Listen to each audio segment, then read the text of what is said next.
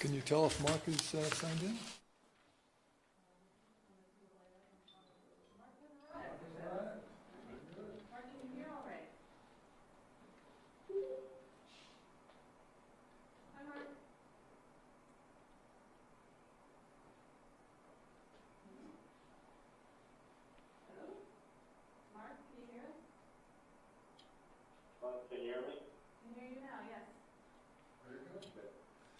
Welcome. So, you ready, Charlie? Yes. Okay, thanks. Welcome to the South Burlington Development Review Board, South Burlington Development Review Board, Tuesday, March 20th, 2018.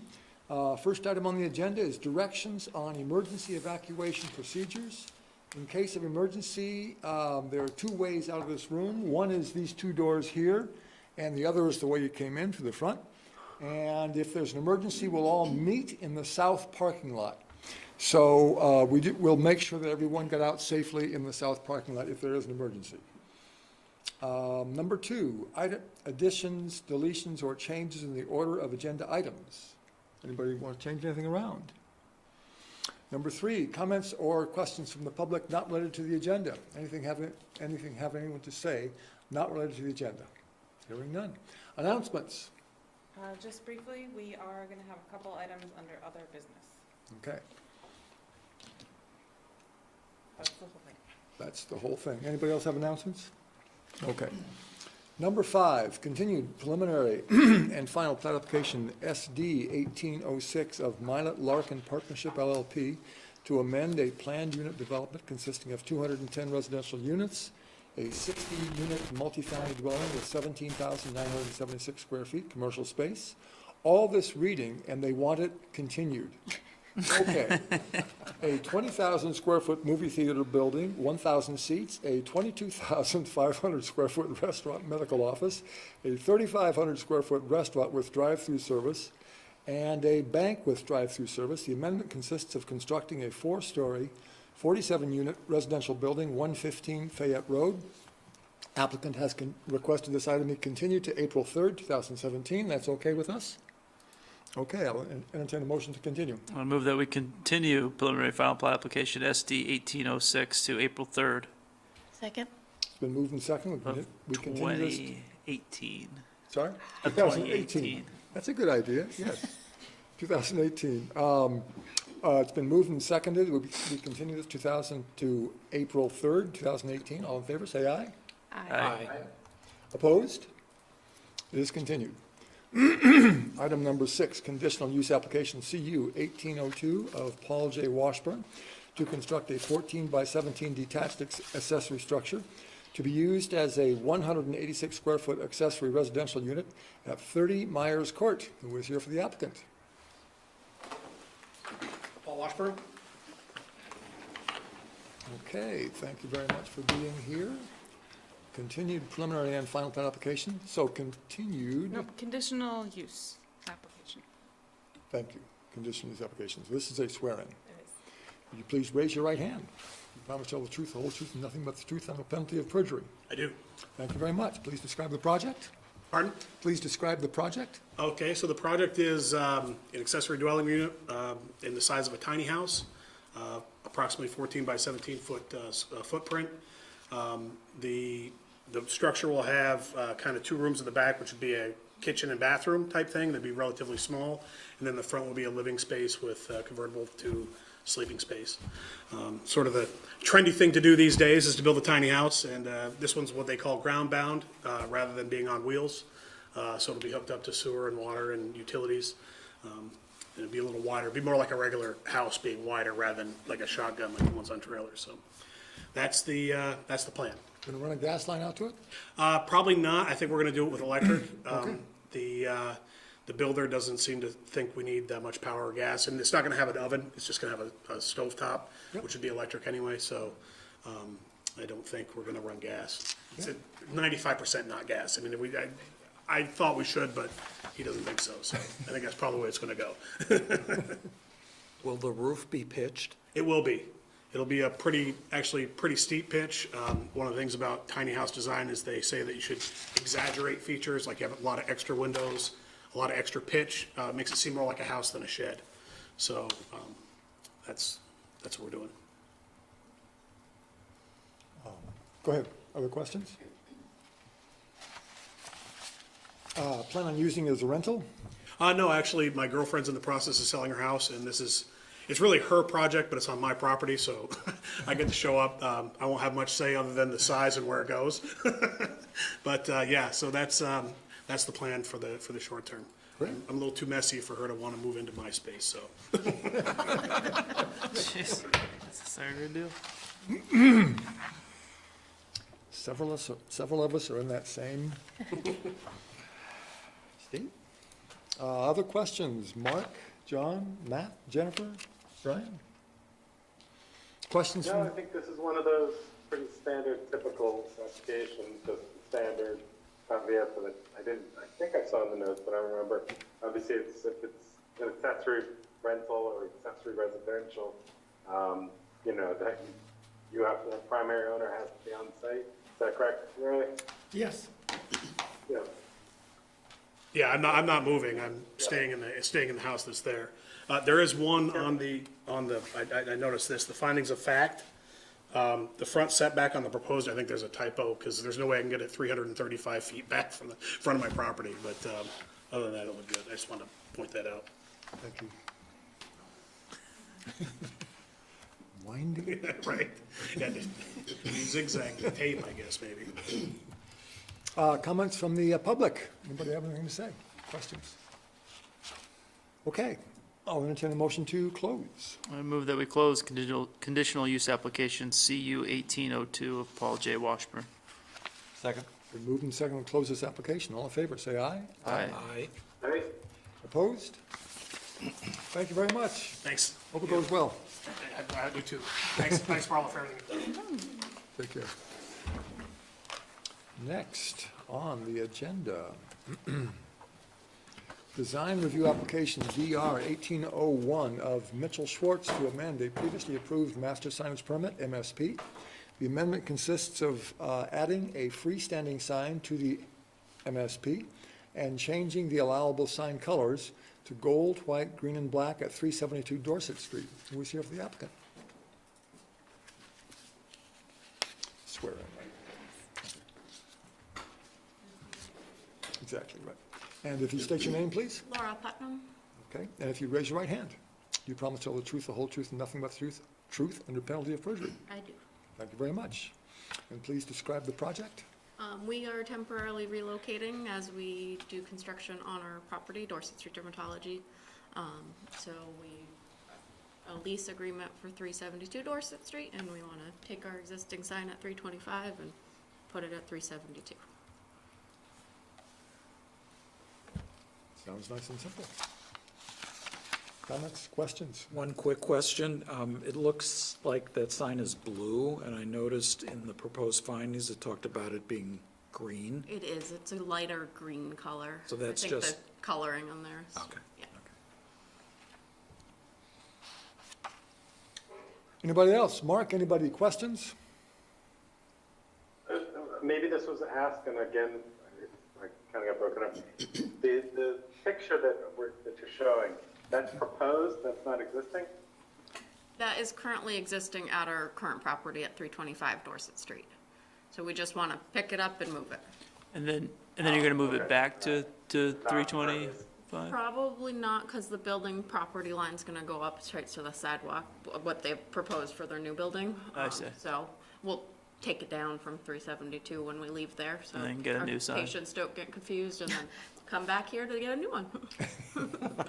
Okay. One question, is there anything they can do now, color-wise, size-wise, to meet the expectations of what they might have, or would you change it drastically between now and when you finally move to the ultimate location? To the ultimate location, that's the boss's job. I'm his office manager, so I don't know exactly what he's planning for the new building. I know he's wants to work with you guys really well and make sure everything's there. Okay. So I don't know what his exact plans for the permanent home will be. Okay. I think right now his plan is we have this nice functioning sign, to use what we have. Okay, thanks. And the permanent home's a different property, so they would have to get a different sign permit for the different property. Gotcha. Okay, thanks. Comments, questions? Board? From the public, anybody comments, questions?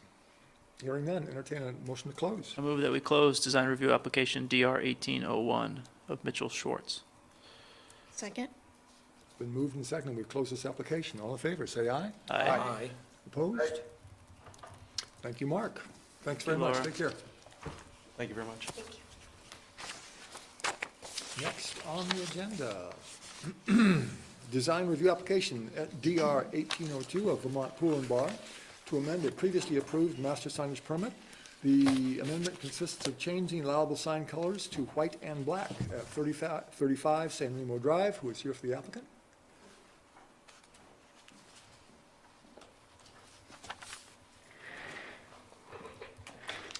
Hello, State your name, please. Jeff Santoro. Jeff Santorum. And if you'd raise your right hand, do you promise to tell the truth, the whole truth, and nothing but the truth under penalty of perjury? I do. Thank you very much. Please describe the project. Putting up new signs on the existing freestanding sign posts. The colors and the materials on the existing permit were pretty restrictive, so. So the current sign is wood with natural colored wood with metal showing through. It's very specific. Yeah. It's very what? Specific Specific. to what the prior business was. Jeff's business is the only business in the building, so there isn't any sort of other businesses that have to share this scheme. This is his sign alone. Looks good to me. Comments, questions from the board? Mark, Jennifer? Nope. Looks good. Comments, questions from the public? Hearing none. Entertain a motion to close. Move that we close design review application DR 1802 of Vermont Pool and Bar. Second? It's been moved and seconded. We close this application. All in favor, say aye. Aye. Aye. Opposed? Thank you very much. Thank you. Thanks, Jeff. Take care. Thanks. Next on the agenda, item number 9. Design review application SD 1803 of Heather Tremblay to, I hope I pronounced that correctly? Tremblay? Okay. To amend a previously approved master signage permit. The amendment consists of allowing the colors orange and purple to be located on the freestanding signs at the main entrances to the property, 155 Dorset Street. Who is here for the applicant? Heather Tremblay. Okay, you raise your right hand. Do you promise to tell the truth, the whole truth, and nothing but the truth under penalty of perjury? Do. Thank you very much. Please describe the project. So we have 2 existing pylon signs that we would like to upgrade with tenant logos. And one of the logos Party City has an orange and a purple color that are not currently allowed other than on their building. So we'd like to also have them allowed to be on the pylon sign in 4 different panels. The smaller panel you can see on the bottom there. And it looks like the staff is happy. So you meet all of the criteria. The actual applicant is not you, is it? That's how it's written. It's University Mall. Just the way the application's filled out. Okay. I'm not paying. Not for that the you haven't been there pylon. for 25 years. I don't want to pay for the pylons.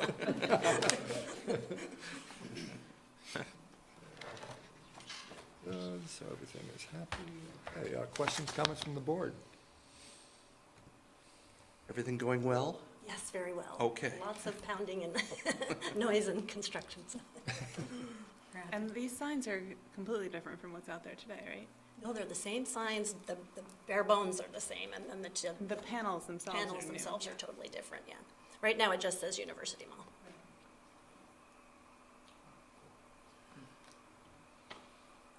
No Toys R Us on the signs? Probably a good thing. Okay. Other comments, questions from the board? From the public? Hearing none. Entertain a motion to close. I move that we close design review application DR 1803 of Heather Tremblay. Second? It's been moved and seconded. We close this application. All in favor, say aye. Aye. Aye. Opposed?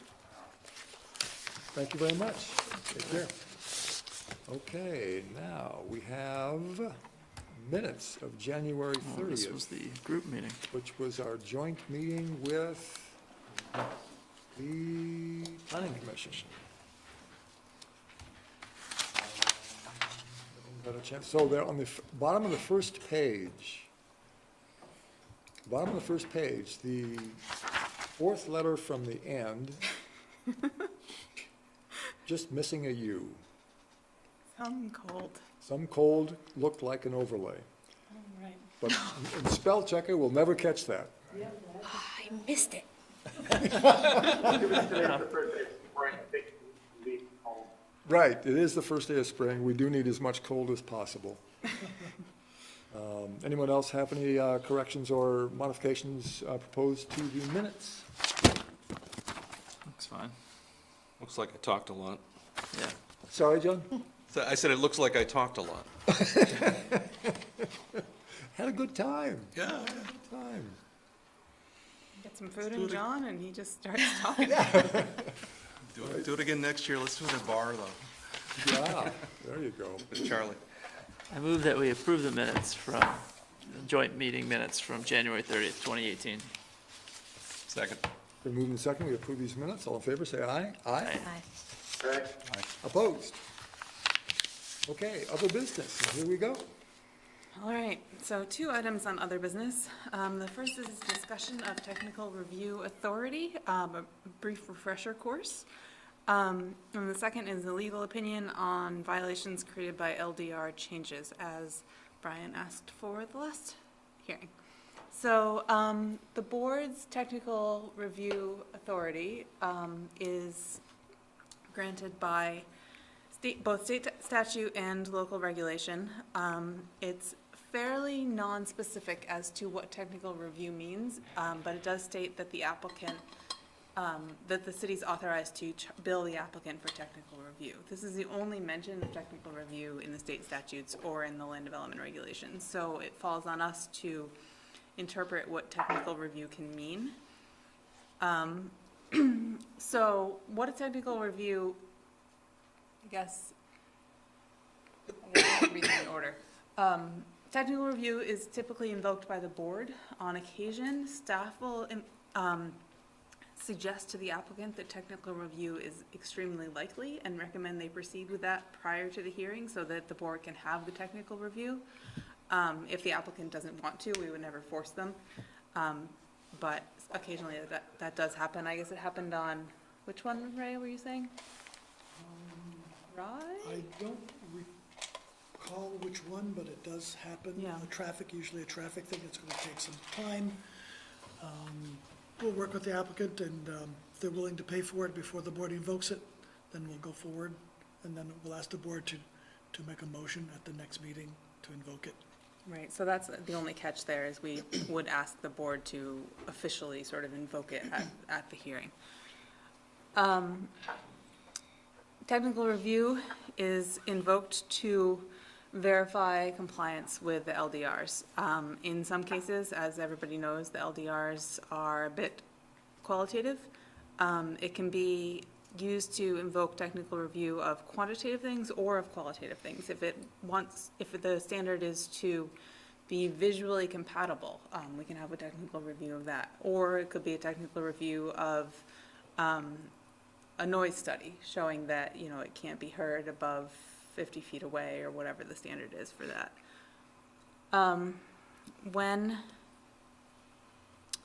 So the process for technical review is the board first moves to invoke it. The staff would then select an expert. We look for somebody who doesn't have a conflict of interest. Then we run by the applicant who the consultant is to confirm no conflict of interest. Then we'd get an estimate from the expert and collect the fee from the applicant and authorize the technical review to proceed. The technical reviewer typically presents a written document for the board's review. The reviewer can also come before the board and present. If it seems to be more of a qualitative thing, I think we're more inclined to have them present. If it's purely quantitative, sometimes written documents are fine. So the things that technical review are done for, fairly straightforward. Wetland delineation is the line in the right place. Wildlife, I think Ray was saying there was the Long Drive subdivision. Yes, because it was a wooded area and it was deemed to be a sort of a spot where animals traveling north and south could stop to, for food and for a place to hide while it traverses open areas, so it's a place that they can, sort of like a median in a road for pedestrians. So it was a So, qualitative yep, review so of we the had impacts yeah, to they wildlife. estimated how much food there was, what kind of food, what kind of animals would go there, how often, so it was very informative. Air quality and odors are pretty straightforward. Design, a couple cities have done this, and it's typically related to the layout of the property. It's often in areas where we have design review authority, so form-based code area would be an area where staff would invoke technical review. Southeast Quadrant is a design review area, the board can invoke technical review. And the examples that I've seen of that, it's a very specific set of questions, like, is this layout compliant, or does this layout address the comp plan goals? It tends to be a little softer, and sometimes the product of that can be an alternative design, not just a technical review, but also alternative suggestions. Similarly, architectural review, there's all the design standards about variety between the homes. You could get something somewhat qualitative from that. Traffic or street design, one place we could have invoked technical review lately for street design would be in O'Brien, the O'Brien development, where we did the roads that had no sidewalks for safety reasons. Noise is fairly quantitative. Long-term impacts over time, thinking about maybe a quarry that was going to have a final condition, and the applicant showed us the final condition, and we know what the current condition is, but what's it going to look like in that 25-year excavation period? Height and shadows, you were saying that we did a shadow study and could have invoked technical review? Yeah, in the Queen City Park District, for instance, there was a provision that asked the board to evaluate an application for addition to a home that doesn't comply with the current requirements for its impact on views and sunlight to adjacent properties. And a shadow study could be something that could be invoked for that kind of an application to see what the impact would be on the neighbor. And then the final category that we could brainstorm was legal review is technically a technical review. It's a little more paperwork heavy, but of affordability criteria, what TDRs or the language for street acceptance. And then finally, anything that you as the board would like more expertise. If there's a gap in somebody, no one on the board is a lighting expert and we need a review of lighting impacts, or something like that. So I don't know if other people have things that they've thought about technical review and weren't comfortable with, or anyone on the board. It doesn't have to be, just the chair that suggests it. Anyone on the board can suggest it. Can I ask a question? I assume that when you're talking about legal review, you're talking about review of legal criteria rather than getting a lawyer to perform a review that the applicant pays for. Because that would seem to me to have some conflict of interest issues. Well, sometimes there's some legal issues around affordability criteria for affordable housing. So we might have an attorney review legal documents. We're usually talking about legal documents for technical review. The attorney does advise this board, but we don't charge the applicant for advice that the board asked the city attorney, for instance. City attorney, right. But we do, many projects require a bunch of legal documents to be reviewed before they're recorded. Irrevocable offers of dedication, warranty deeds, easement deeds, things are gonna end up being in the city's ownership. So we have the city attorney review those documents, and the applicant does have to pay for his time reviewing their documents. They draft them, their attorney drafts them, our attorney reviews them and makes comments and suggestions for changes. So that's a legal review that the board doesn't get involved in, but it is technically a legal review. We don't have to invoke a technical review for that to occur. Not for just that, occurs, no, yeah. not unless it's part of a review process, so you don't want to move forward on a affordability plan unless you have some technical review by the city attorney, for instance, on their project. Right.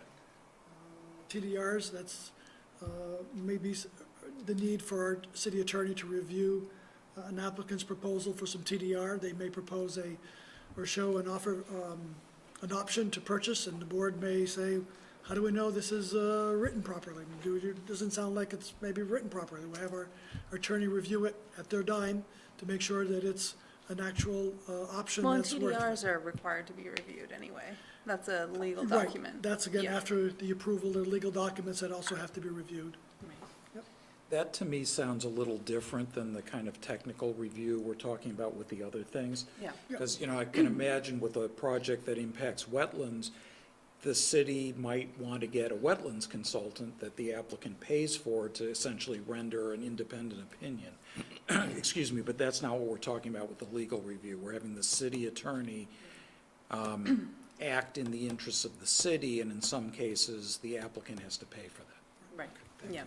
It is the same authority, which is why we sort of lumped it here. Yeah, one of my problems with technical review, this is just an internal problem, is I don't know what it costs before we invoke it. Right. And if a traffic study costs $1,000 versus $30,000, it would have a difference in my head as to whether we would invoke it. And I mean, because I'm sort of in the business, I have an idea what some of these things cost, but I don't have things change. I don't have a clear idea. I certainly have no idea, if somebody wanted to do an architectural review, that's, to me, that's almost as simple, or almost as vague as an archaeological review, which can get to be huge amounts of money and potentially with no results.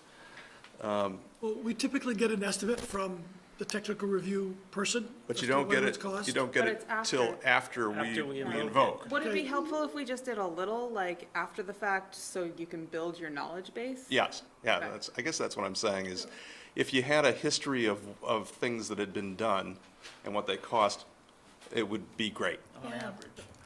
What I was, It's where I still was lab. going with this is that once we run it by the applicant is what the estimate would be. If they feel it's too high, they certainly could come back to the board and say, you invoke technical review, it's gonna cost X dollars, it's way too much, and then you guys can decide to go with it or change your mind about it too, so there's always that option. Do we make that clear to them?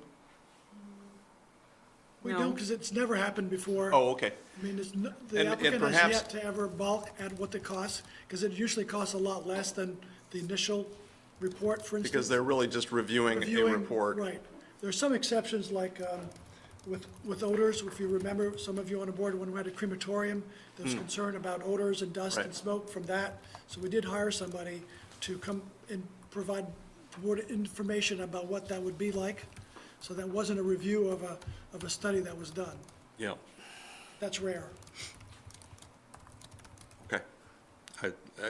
I just feel, Yeah, I guess that's a my good point is suggestion. that I'm not enough of an expert to feel comfortable on what we're approving when we do this. So was our recent invocation of technical review, okay? Did we do it okay? Yeah. Okay. And the estimate was, what did he say, $1,200? Oh, Yeah, Yeah. For which is one? less than the And- application fee for the permit. Wow. Which project? Cider Mill. Traffic. The traffic was $1,200? and I thought that could have been $5,000. So, Yeah, right. that, I thought it was like 10 grand. Yeah. Oh, I know. Yeah. yeah. Let's have two or three. It's going in the notes, Bill. No, Sue just wrote that down. please, Miranda, don't say that. Okay, good. All right, item number 2 on other business. Legal opinion? Before we go on, can you send that to us? Yes, absolutely. That'd be Thank great. you. It came up in response to 1525 Shelburne Road, the Jiffy Lube property. Frank had asked a question about that, and it prompted me to explain how a court has seen a non-compliant site condition In fact, our city attorney has said that a non-complying site condition is not grandfathered, that our regulations only grandfather uses and structures, but not site conditions. So then it was, Frank asked whether this was a violation, 1525 was a violation. And another complication to that is if the city has issued a certificate of occupancy for that property as it stands, when an application comes in and it's non-complying, it is not a violation. That the issuance of a certificate of occupancy on any non-compliant site condition sanctions it and makes it compliant. So there's probably very few instances where a property will come before you where it never has a certificate of occupancy, where its non-compliant site conditions are in violation, not sanctioned by a CO in the past, and therefore gives the board authority to make wholesale changes to their coverage to bring them into compliance. So most properties have a CO in the past for some reason. They've been in effect since 1974. So any property that's come in for review before this board or planning commission, zoning board, has a CO issued back then, which probably sanctions their violation. So there's only a few instances where this might apply. So it's complicated, but, so Frank was thinking that maybe we would see all these non-complying issues as violations that we needed to enforce, and that's not the case. Got it. Sorry Frank's not here to hear this. All right? Yes, well, Make them I watch look the forward to tape. repeating it to him later.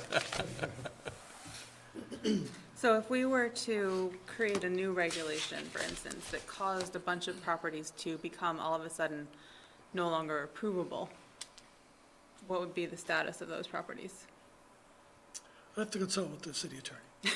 Well, if they had a certificate of occupancy, their existing noncompliance would be sanctioned, as But you in said? this, in my fake scenario here, the certificate of occupancy was issued before the zoning change. Yep. So certificate of occupancy, zoning change, present day. Between present day and, or between zoning change and present day, if they don't have a CO, then they would It be, might put them in violation, because the CO is what they had there, and then a rule is adopted that changes the scenario, the regulations relating to that, which then puts some part of it in non-compliance. but whether it's a violation or not, the board would have the authority to require them to update it the next time they came in for Yes, something. yeah, we would not issue them notice of violation the moment the provision is adopted that puts them in violation. If you're going to ask the city attorney that question, could you ask him to take a look at something called the vested rights doctrine? That generally, it's like grandfathering. It protects an applicant or a permit holder from changes in the law that occur after they've acquired their rights. The rights have vested. Okay, That might supply the answer. thank you. Very good. Other business? Hearing none. Let's see, this meeting is over. Oh, do we need a motion to adjourn, or we just go ahead and adjourn? We call it. We don't need a motion. We don't need a motion. We're not a non-record town, we don't need a We are adjourned. By common consent. A common consent, Amen. exactly right. Wow, that was a fast one. Yeah, it was. We're not done yet. 38, that's right. We got 5 items to, Four.